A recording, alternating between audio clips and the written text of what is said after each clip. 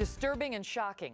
Take a look. The National Enquirer now reporting that former presidential candidate John Edwards is engaged to his one-time mistress, Rielle Hunter. Reportedly popping the question just weeks after his wife Elizabeth died from cancer, or at least that's when the reports have surfaced. Joining me now, our power panel. Conservative columnist and Fox News contributor Andrea Tantaros, comedian Bernadette Pauley, and senior fellow with Project 21 and Fox News contributor Deneen Borelli. All right, panel, so just when you thought you couldn't like him any less, you find this out. This is ridiculous. When I saw the headline, the first thought was this man is just a dirtbag. He's a liar, he's a cheater. He spent over 30 years married to this woman. And what is Rielle thinking? She needs a reality, because what makes her think she's any different, going to be treated any different than what his previous wife was? They say you lose him how you get him. That's what they say, right? How you get him. I heaved a sigh of relief when I saw this, because we all should. This guy isn't in the White House. Imagine if he would have won. Right. Today, the same news that we heard about the engagement, a grand jury says that they're considering indictments. We've got bribery. Well, you know what's interesting? Corruption. I had a legal expert email me to say that could be part of it, because if they're married, she can't be compelled to testify against him. That makes him a dirtbag. Spousal privilege. Well, yeah, if that's why he's getting married. That a long time ago. Let me play devil's advocate for John Edwards for a minute, because I was saying to John Sampson, who our viewers know now, you know what? Maybe he's just given up, saying, you know, the American public has turned on me. Nobody loves me. She's the one person who looks at me with stars in her eyes. I don't care. I'm spending my life with her. No. They're both barracudas, and they deserve each other. And remember when he wasn't dressed up, he would wear those little Mr. Rogers sweaters? Anybody who wears a Mr. Rogers sweater has Don't marry. Don't marry them. And they're just not a classy couple. Let's leave it at that. Well, and I hope that his grown children torture her. That's the thing. What about his young children? And how does this make them feel? But I feel bad for them. You know, and it's just a tragedy. Well, the National Enquirer, that's who it comes from. But let's keep in mind, once they reported this same thing a year ago, and it wasn't true. But two, they're the ones who broke all this John Edwards news. Yeah. That was true. So take it with a grain of salt. Okay. Sean Collins is a soldier who was killed, and in Afghanistan. And his family received a letter from their Senator Maria Cantwell in Washington, a Democrat from Washington, that said that included the wrong name in the condolence letter. The father was not happy.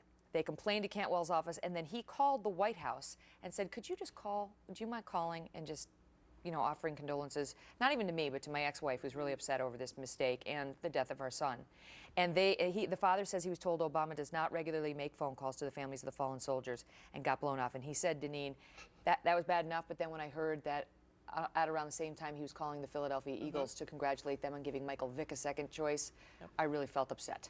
Yeah, my condolences to this family. I really do feel bad for them. But to his point, Obama, well, first of all, how long does it take to write a little personal note to a family who has lost their child who served on duty? That's number one. Number two, with Obama, to me, this is even a bigger picture of him doing preferential treatment to blacks when they're wrong. Michael Vick, the new Black Panthers who in Philadelphia intimidated voters. I mean, this is ridiculous. So it's clearly, this is preferential treatment, I think, on Obama. Well, but I mean, how does race enter it? Sean Collins was white. Obviously, Michael Vick is black. But is it a race thing, or is it just an insensitivity thing to the family of a fallen soldier? Insensitivity, but not only that, this just shows deeper how Obama shows preferential treatment to blacks. It was no problem calling the head of the Eagles from Michael Vick, no problem. He had no business even getting into that. He says he was calling him to congratulate him on his I see it as a misunderstanding of the job description. Okay, I think that Obama loves to do the fun stuff. I think he likes to go on The View. I think he likes to go on Leno, but he should take a hint from his predecessor, Bush and Cheney, who used to meet privately with these families. I think he's got to start doing this. I mean, this is serious stuff. No one wants to talk to a family that's lost a soldier. But it probably wasn't even, I mean, the odds are it probably wasn't Obama, right? It was probably some staffer who took the phone call and said, sorry, the president doesn't do this. And that's the staffer whose name we need. Because I bet if you farmed this up the line to President Obama directly, he would have said, I'll do it. In the media, he should know about it. Well, and we don't know whether he knew about it or not. I mean, we don't know whether he knew about it. But also, the Senator Cantwell should have called. I mean, these House legislative offices and Senate offices, but you know, you get these letters from constituents, and you have the stock letter. I remember I worked on the Hill. You send it back to them. But I think when there's a fallen soldier involved, these members of Congress need to pick up the phone when they're home. Go meet with the family. Don't send a stock letter. I completely agree with you, but all of them send stock letters. And if you are under the impression that any politician ever sends you anything, and it's anything other than protocol and something It's to look different good than in a the media. pothole. It's different than a pothole. I It's agree different with than you a entirely, passport. but this is reality. We're talking about politicians. We're not talking about Yeah, Boy Scouts and Yeah, but I Mother work for Teresa. plenty of politicians that actually pick up the phone and can do something too. You know what? They're Obama, forced to yes, do it. but Obama has picked up the phone and sent condolences to many families as well. It's not like he's refused to talk to any fallen soldier's family. I mean, you can't say that. I want to. We reached out to the White House for further comment on this to find out, and they didn't offer a lot of color. They just said, "Look, let us remind you of why he called the Philadelphia Eagles owner. It wasn't about Michael Vick. It was about to congratulate him on further green initiatives." And they said that he always sends, President Obama always sends a letter to the fallen soldiers' family. All right, moving on. Okay, this is in case you didn't know that crying in front of your man was a turnoff. It is. So if you are trying to woo your man on a saucy Saturday night and you thought it might add a little something to tear up, apparently you're wrong. Tears are a turnoff to men, Bernadette. But you know what? That's a great little secret for married women, because if we're not in the mood, the headache thing doesn't work anymore. You just start weeping and they run away. I love it. And it doesn't surprise me, because I think men freeze and they don't know what to do, and they become And the libido dies. Yes, they're like the little boy in third Men love grade who happy doesn't know women. the answer. They do. Yes. Men love happy women. But Megan, don't you think when you see a man crying, doesn't get you in the mood either? No. John Boehner, I'm sorry, No. not hot. No, but you know what's weird, Deneen, is that they say it's actually not the crying that's the turnoff.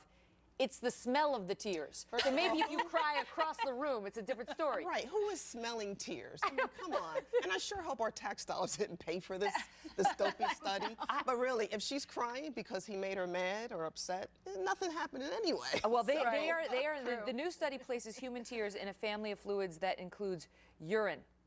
I mean, that's how little men like crying. So the point is, I don't know, maybe if you cry in front of your man, you need to do a little makeup later with a little, I don't know, sassafras. They don't want to see it. Got it. All right, now speaking of sassafras, and this you could make the argument it's inappropriate.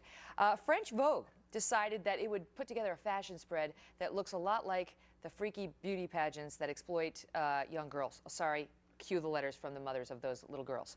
These, you're going to see, these are little girls. This isn't it, right, Deb? This isn't, no. This is just the cover. Okay. Yes. These are children that they've decided, you can make the argument, to sexualize for fashion. And Andrea, you have no problem with it. I don't see the big deal with it. One, we're used to it. We have these teen programs, these kid programs where they dress up as pageants. And this editor of French Vogue who did this shoot is known to do very controversial This is fine. shoots. This is fine by you. She with the high heels and the. Well, she mockingly indulges the fashion industry's taboos. The danger with these taboos, though, is once you indulge one, you're always looking to indulge more. Look, I think it's really weird and bizarre, but they're calling this an assault, and maybe I'm not as conservative in this area. I don't think it's that bad. I think she's trying to make a point. Is it, I mean, assault it seems a stretch, but the sexualization Listen, of preteens. I'm all They're for not showing a freedom lot of of skin. speech, but this is very irresponsible, I think, for Vogue. To me, this is pornography for pedophiles. I mean, come on. I agree. And I think it's just very irresponsible for them. Well, what about Andrea's point that it's just mocking, it's sort of mocking the But these fashion are industry? kids being exploited, I think. They're under 10 years old. You don't use it. I But mean, they're covered child. up. But they're covered up. I mean, they're not. I looked at positions. the They are in pictures, I studied subjective them. positions. Very They have come hither positions. They have things in and around their mouths, and they are Yeah. sprawled out in the layouts. And I'm angrier that they're way sexier than I am when I'm trying to be sexy. That's completely. Their And now makeup I have is really drag good. queens and 10-year-olds to. I want compete their with. clothes. I'm just saying, like, you know, what mother is like, tart it up, sweetheart. Come on, more lipstick. Bad moms. That's Yeah, what but is it bad moms? Because is it so different than the mothers who put their daughters in the beauty pageants like we saw with John Bonet? But I thought Abercrombie crossed the line where they were using teens and their ads that were very suggestive.